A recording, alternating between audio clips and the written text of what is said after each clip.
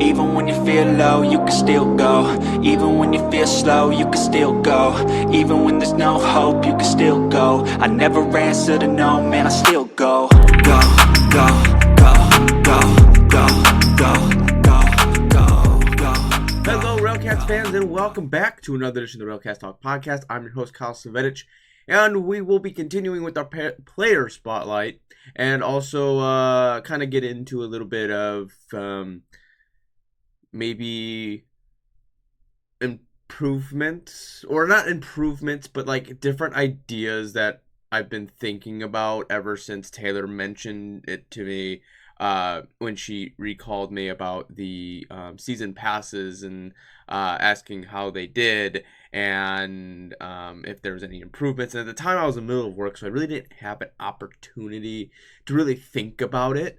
And just thinking about it now, there are a tad bit things that I think could be done, not via like, you know, the product on the field, because that's nothing that the front office necessarily, the promotions team and how the ballpark is ran isn't necessarily like on their behalf of that. What's on the field is a little bit different to the talent versus like what you have outside the field. So we'll get into that, but I want to get into the player spotlight real quick, so we just get that out of the way, and then kind of get into that second half of kind of just discussing of what I think might necessarily be some kind of improvement. Not improvement, but just like suggestions maybe, or something just to kind of think about. So let's get into Jesus Marriaga first, a 2023 All-Star. He played 98 games this year, had 366 at-bats, scored 52 runs, 103 hits, 22 doubles, 5 triples, 9 home runs, 66 RBIs, and was hit by 16 pitches, had 113 strikeouts, 32 walks, 28 stolen bases, was caught 6 times stealing, a batting average of .281, on-base percentage of .362, slugging .443, OPS of .805. He played 98 games in center field, had a fielding percentage of .992 and 2 errors. His best offensive game was on August 2nd, where the RailCats beat the Canaries 8-7 in 10 innings, and Jesus Marriaga had the walk-off double that hit. I remember it kind of hitting the top of the wall. It might have bounced and hit the wall.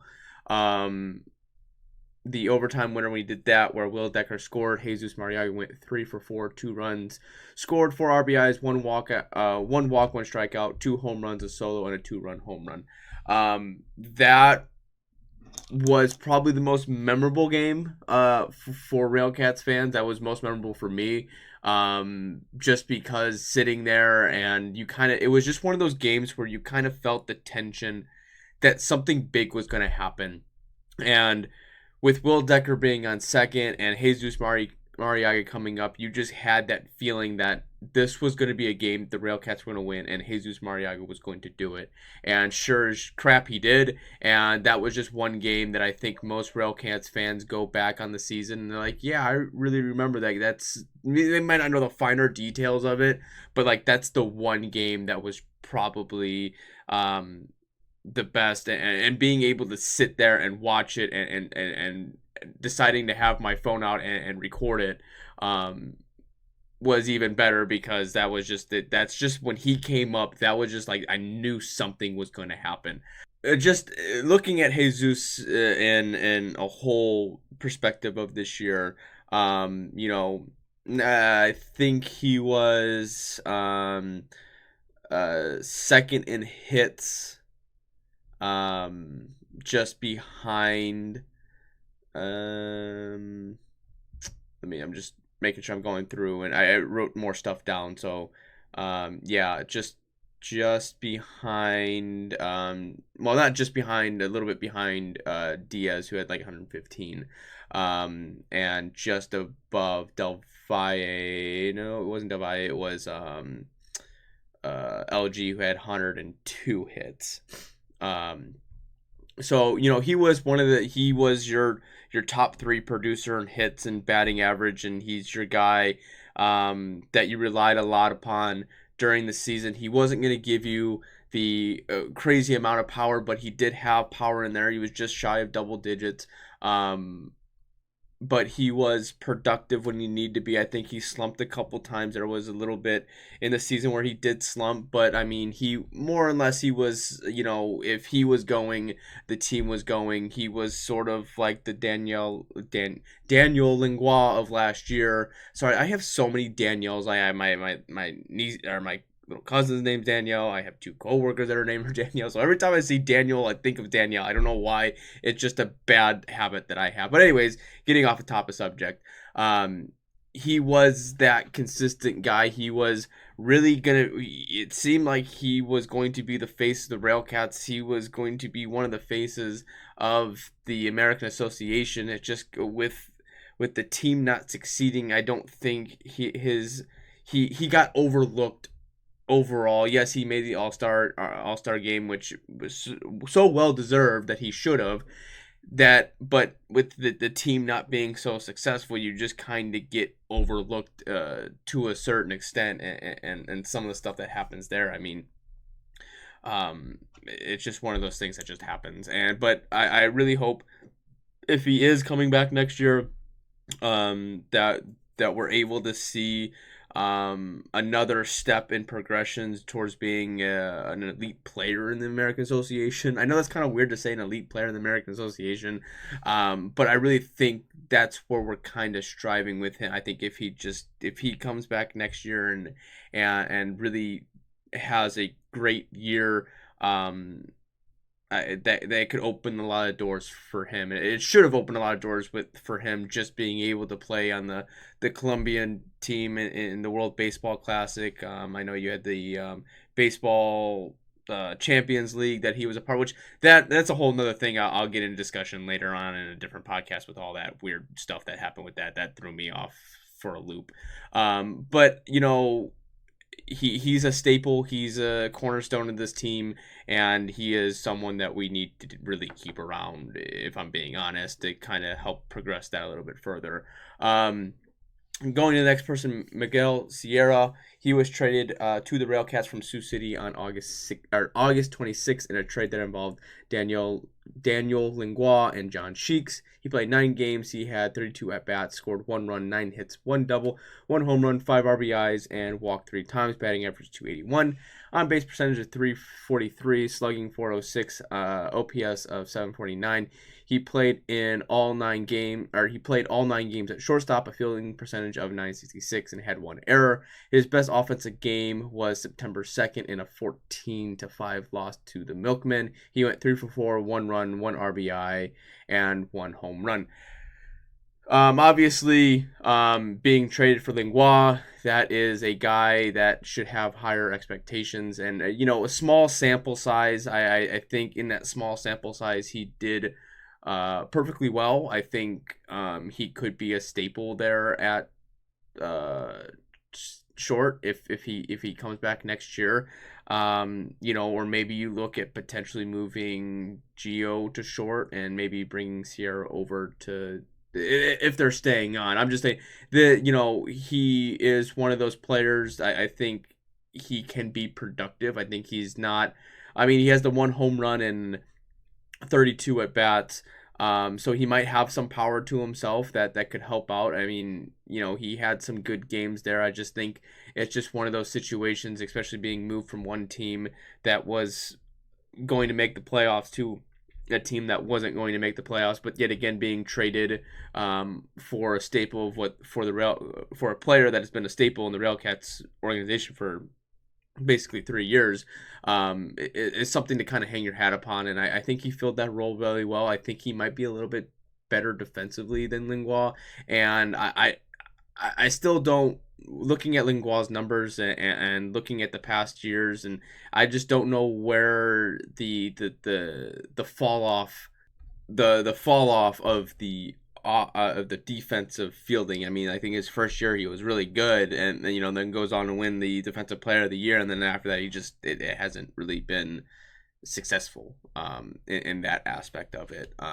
But going on to Francisco Del Valle, He played 97 games, had 374 at-bats, scored 55 runs, 94 hits, 18 doubles, 1 triple, 10 home runs, 58 RBIs, 39 walks, 56 strikeouts, 5 stolen bases, 1 caught stealing, a batting average of 271, on base percentage of 349, slugging of 415, OPS of 764. He played 92 games in the outfield, 31 in left and 61 in right. He had a fielding percentage of 970 and 5 errors. His best offensive game was September 3rd in a win over the Milkmen, 11-9. He went 4-6, scored 3 runs, 5 RBIs, 1 double, and 3 home runs. I don't know if they were all solos or double. That was one of those where point streak didn't have the box score correct, so I couldn't go through the plays and see exactly what happened. I think Francisco came in pretty hot. He was with Tappy at the time, was one of the guys that was providing the offensive power that the RailCats needed, and then it just kind of flattened out, and he just became more consistent than really. He produced, I would say, an RBI every at least 2 games. But off defensively, he wasn't. He was one of those that I just was like, I think he played better in right. Some argued that they thought he played better in left. The one that I have is, I think that he was playing left field and he totally misread a ball, and I think he should be more or less your designated hitter than really a defensive player. I know he only has 5 errors, but really 5 errors in the outfield is pretty massive. A lot of the times the outfield gets benefit of the doubt. So if you're really getting tagged with an error, it's a rough. It goes either way, because sometimes I know Jesus, I think this year, or was it last year, ball bounced in front of him, took a weird hop, but it hit off of him, and they classified it as an error. Some of it's here nor there, but I think it's a lot harder to get errors in the outfield than maybe normally it would be, because most of the time if the ball drops, it's not an error. It's just many factors that kind of go into it.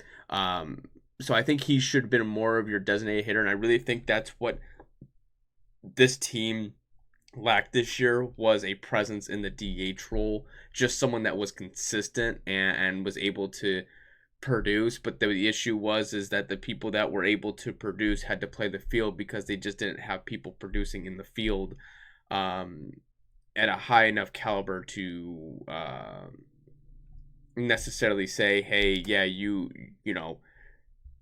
should be playing. That's why what's weird about it was, I know that with Will Decker, he was hurt majority of the time. He has the defensive ability to play. When he did bat, he has the speed. He was consistent in the batting realm. I know it wasn't like a big handful of stuff, but I think he was a guy that could have been used more in the field, and maybe moved an LG or a Del Valle into the DH role, and that would give you a guy that can play that role. Now, I don't really know how either one of those players like necessarily being DH, because I know some players don't want the DH role just because you're trying to make it to the affiliated ranks. So I don't think necessarily that these players want to be funneled into one position, but really with now the National League allowing DH, and it's being a role that most people are looking at as a actual position, I'm surprised more players aren't hinting towards that. But yet again, I know how difficult it is. You're constantly, your sole job is to bat, and if you're not producing well, you're not doing your job. At least when you play the field, you may be able to cover up a handful of games with really good defensive play. But when you're batting and you're going 0 for 20, like, that's really hindering you, versus going 0 for 20 and playing third base and playing unbelievably well, or playing in the outfield, throwing people out left and right. Like, there's no push or pull. So when you're being succeeded in one position, you can kind of fault of the other, but batting is a little bit different in that certain circumstance.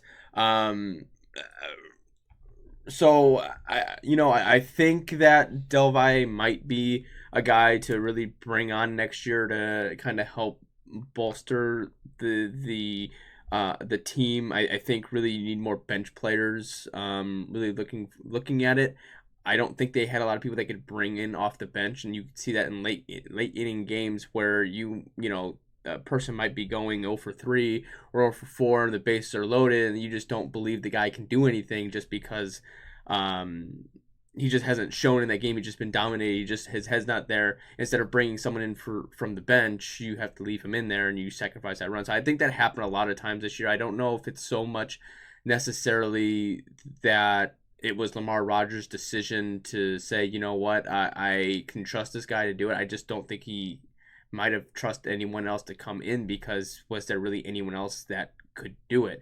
And I think Will Decker was going to be that guy, but I know he was hurt with a hamstring injury, and that sometimes takes a while to recover, especially being an older player. I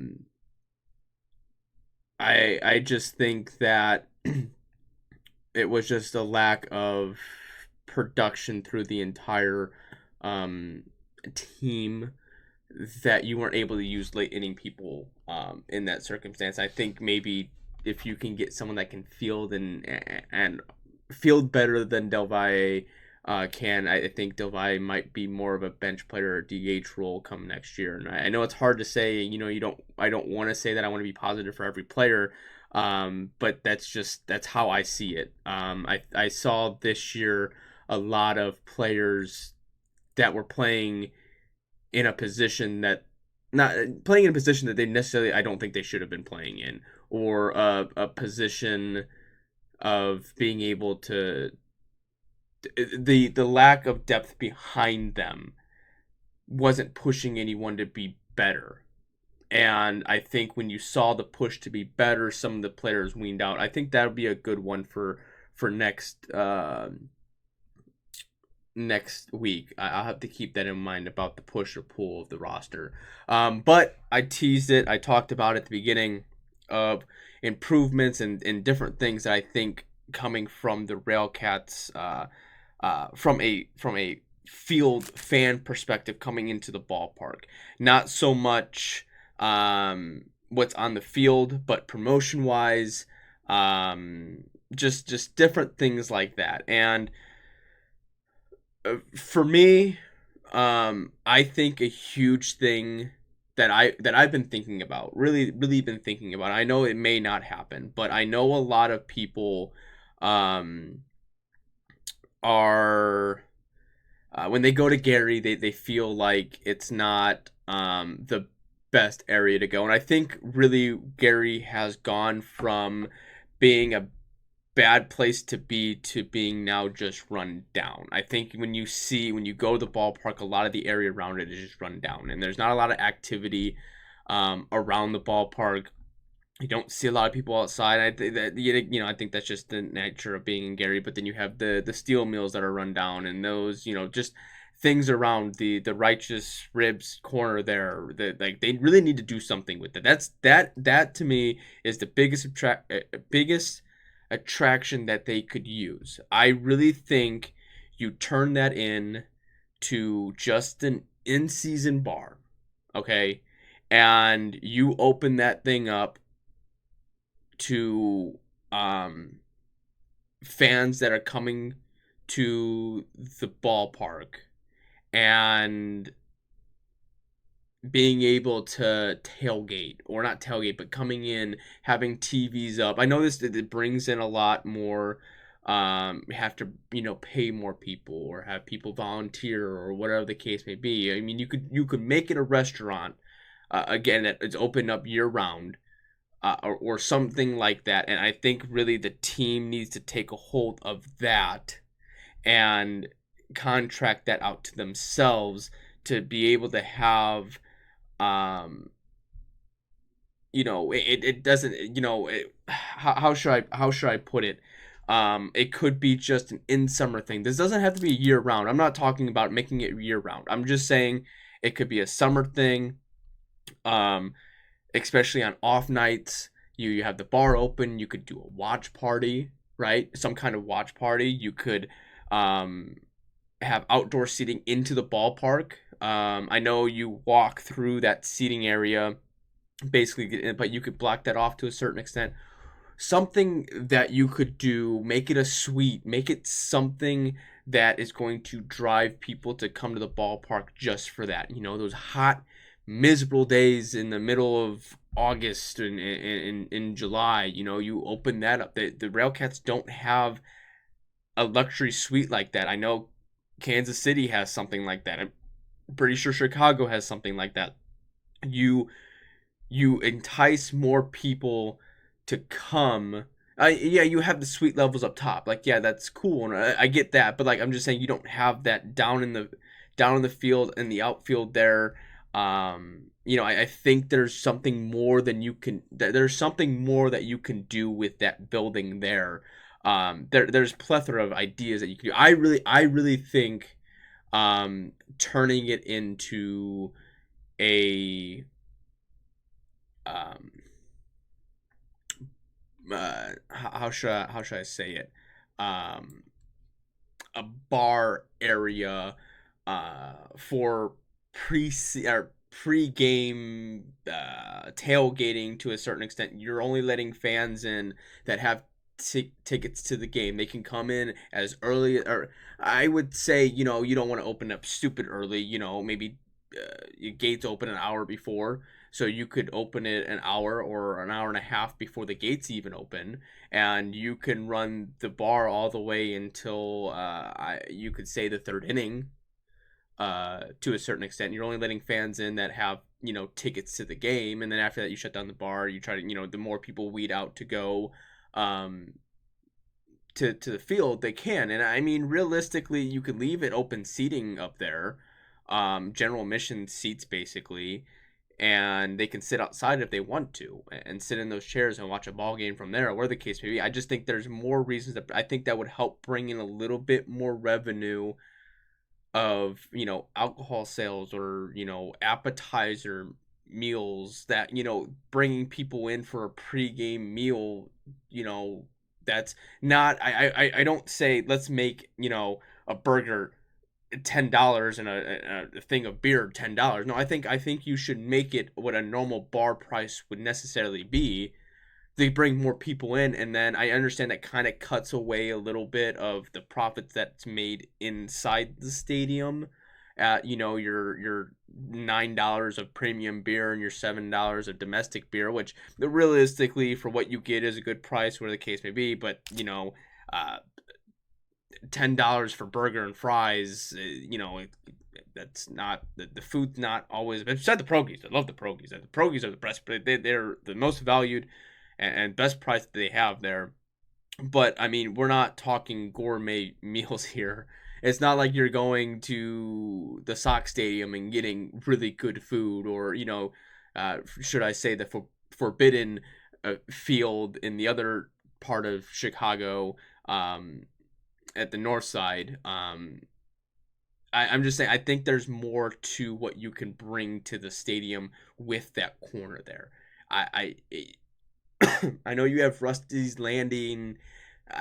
Move that, move it out of there. Move it to that corner. Make it, you know, Rusty's Corner, or you know, something along the lines of that. And even on off days when the team's not there, you leave it open for, you know, a bar of a certain extent that's, you know, open to a bar slash restaurant kind of thing, where you're, you know, you don't have to be open, you know, you could say you can be open from like noon to 8, or if there's a game on, you know, you're open from noon until when the game's over with. So then if there are people that are around the ballpark that want to watch a RailCats game and get to watch the RailCats game, but then get to enjoy the atmosphere of being around, I would be totally for that, just to bring, you know, especially with um, the Rowdy RailCats cowbell crew. I think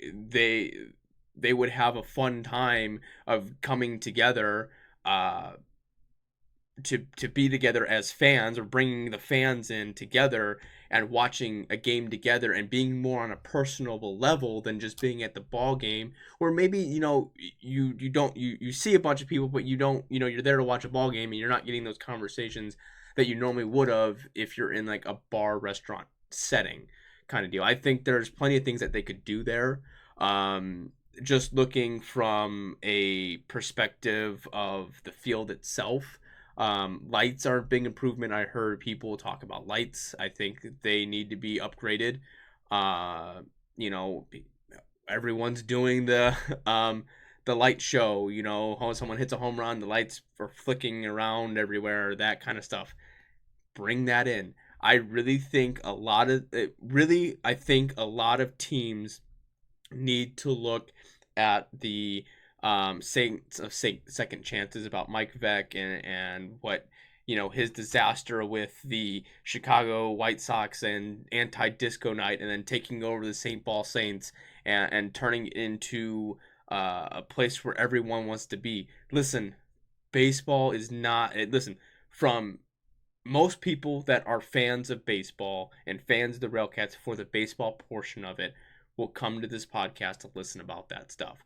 But really, what independent baseball is about having baseball, showing baseball, having players succeed in this league and getting a chance to play baseball, but also bringing a crazy experience of what goes on outside the ballpark.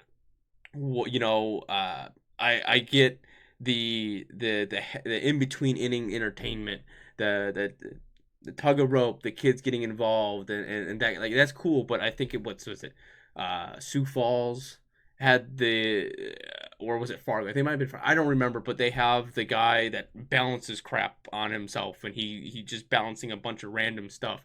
Having those kind of acts, bringing in the big rabbit looking balls and having people run into each other. I think Chicago does a great thing with their billboard, giving people vouchers to go to the store. You can probably get up to $300 to go to the store. Yeah, you not all the time do people win $300. I don't think it's ever happened. A handful of people I've seen hit $100, but I think that just brings more engagement to, one, people buying your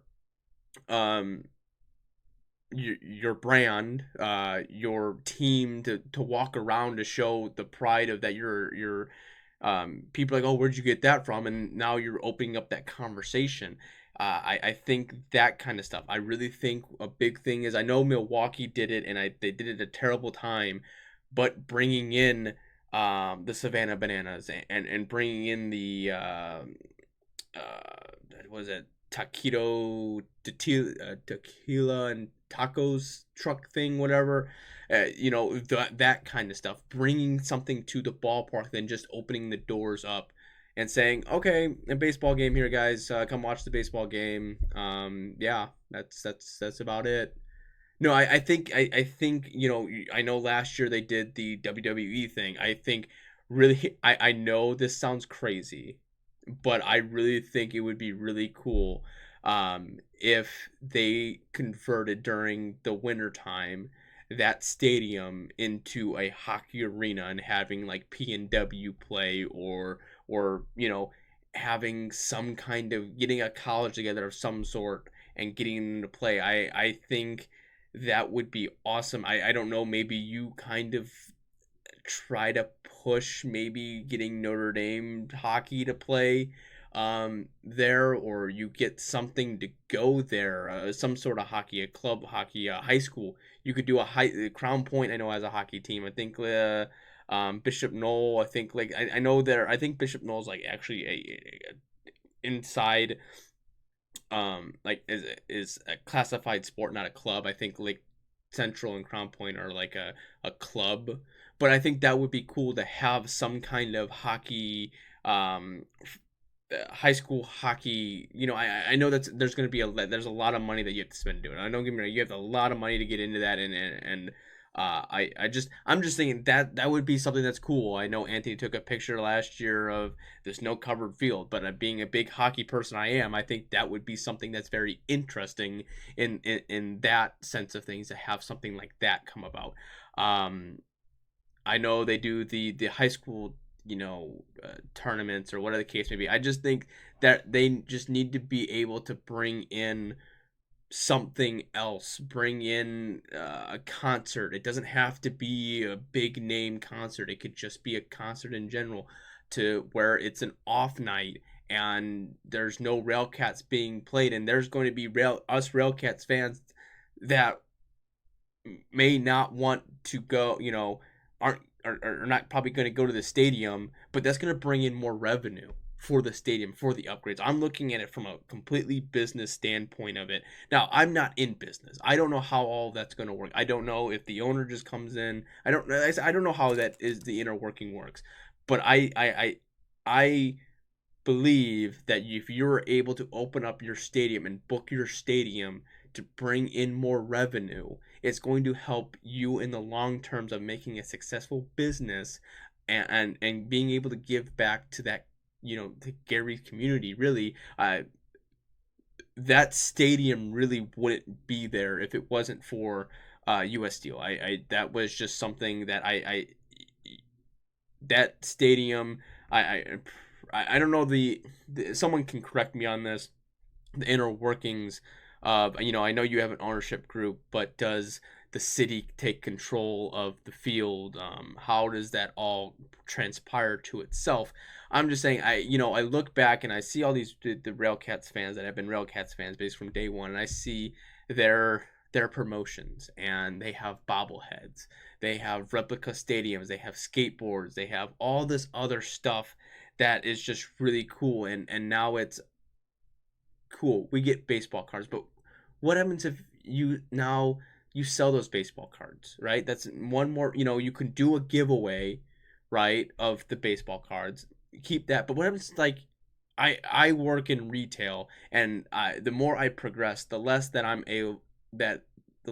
amount that I'm going to be able to come to games or to request certain days off for special promotions, just because the next step is in management, and it's ticky tacky as it is to get out of something. So I think it would be cool to have that. You don't have to sell this year's card. When you first come in, you don't have to. You can kind of sell some more throughout the season. So that way, say that I miss, the card giveaway, and no one wants to give up a card, or whatever the case may be, the next year I come in for at least the first like 3 weeks, I could buy it for $10. Like, if I have to buy cards for $10, I'm gonna buy cards for $10. It's just like not the price. That's not the point. I'm gonna buy the dang cards because I want the cards. Are cool. I like baseball cards. I have a whole collection of hockey cards. I don't. You can't see it. You can't see it. They're right here. I have 2 stacks, binders this tall, of hockey cards. Um, and more hockey cards over here. Like, cards are cool. So, like, I just think that would be an aspect to bring in as well. There's just so much things that you could potentially do from an ideal standpoint, and I don't know if it's just gone stale, or if it's now with the new owner coming in with having a different idea of maybe certain things, maybe the ideas aren't going to be as stale and refreshing, and maybe you're going to get an okay to do something like that. I just think that after watching that Saints of Second Chance, which if you have Netflix and you go watch, it's a very good documentary. I really enjoyed it. It's not what I was expecting. It's a little quirky to a certain extent, but it really kind of opens your eyes to what independent baseball could be like, just on the aspect of a fan perspective. I think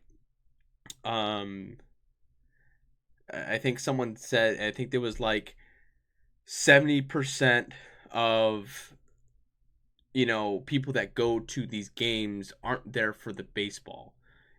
So you're going to get 30% that are there for the baseball, may not like what you're doing, but the other 70% are going to love what you're doing just because they want to be entertained. They want something to do. There's nothing for them to do on a Friday night, so they want to drop $10 on a baseball game and just go to something and not necessarily care what's going on the field, but what's going around it, what kind of crazy promotions are going on, what kind of crazy um in between innings entertainment is going on. I think that's just something that the RailCats have to kind of look forward to. I know it's, the hospitality there, everyone's nice. I haven't run into a bad person. The ushers are nice. The bartenders are great. The atmosphere is great. They have done a very good job of maintaining a good atmosphere, a friendly atmosphere. But I really think there is a something to push to get people to come to really maybe help and not saying that they're going to be able to do it solely on their own, but the more money that you're going to bring into that stadium, the more money that's going to be able to go around that, because the more you bring in, the more people that want to go there, right, is going to bring up more business opportunities around that ballpark. There are we got the Righteous Rib area there. You got the apartment complex. You got something, some run down buildings, an open vacant lot, that kind of stuff right there by the stadium. If you're able to bring in business, it's going to drive more people to come in, and maybe the risk of violence of something may increase or whatever the case may be. But then you're bringing in more people. It's going to be a higher police area. And probably eventually going to make it a safer area to be around that ballpark. And I really think that's what you want. You want to be able to bring an atmosphere. The prime example, I know that the White Sox had a little bit of an incident this year with the shooting or whatever the case may, however that wants to be. But realistically, if you stay within the confines of the stadium and the area around it, you'll be fine. Now, once you kind of get outside, but that's the best way to describe what you're kind of striving for. Not just, all right, I got my tickets. All right, let me get in the stadium. All right, I'll be fine. I think another big thing is the parking lot. I don't know how well you're going to be able to do it, just because of how 12 and 20 run through. It splits it. But that road right there, I really think that if you're able to get with the city and take that portion out and make that one big parking lot, I think it'll be better, especially on those crazy days where you have those big promotions or big group outings of people coming in, and it's filled all the way back to basically where all those tires are back there. And you have to walk a half mile to get to the stadium. That I think if you're able to open all of that up, it's going to be a little bit gated around. It's probably more that's more logistics behind it than anything. But even at that, I think if you can't do anything with that road there, you at least buy the plot behind it and make that into another like parking area, making it crosswalks or improving that area to make it a little bit safer. It could be a big thing. These are just ideas. All right, I'm not saying this is going to happen. These are just crazy out of the box ideas that if someone happens to hear it, they're thinking, maybe that's a good idea. Maybe we should implement something like that. Maybe that's what we're striving now. Maybe that's something they've been striving for years. I don't know. I'm not in the front office. I'm not the one that's sitting there going, oh yeah, let's make this. I'm not there. I don't know. These are just speculations. But I would love to hear improvement from you guys, and I'm not going to just be this isn't just going to be me complaining about what they should be doing and have a whole podcast of me complaining about that. No, I'll have a podcast about the positives that I see going there. I know I trickled in a little positives here and there, but I'll get into that. It's not going to be a whole like tear down. It's it's like a tear down rebuild kind of thing. So yeah, let me know your ideas. I want to hear from everyone else what maybe improvements that they would like to see from the RailCats. Not from an on-field, not from like a product of players, but like other things, improvements of the stadium and that kind of stuff. And there's a whole plethora of things, but like I said, I want to kind of keep these nice and short to a certain extent. I know I'm over the 30-minute threshold that I was kind of shooting for, but today was kind of a little bit more to kind of go into it. And then when I started rambling on and just keep rambling. So yeah, that's going to wrap it up for me. I hope you enjoyed today's podcast. Please leave a like, comment, and subscribe down below. Follow me on Twitter, Facebook, or X, whatever you want to call it. Instagram, YouTube, Spotify, all that, wherever you can get the RailCats podcast at on social media of that certain extent. I will have a podcast next week. I hope everyone had a good and safe Thanksgiving. We'll get into more postseason, off-season talks, and yeah, we'll go from there. So I hope you enjoy the rest of your day, rest of your evening, whenever you're watching this or listening, and go Cats. The 0-2. Swing and a miss, strike three. Wrap this one up in green.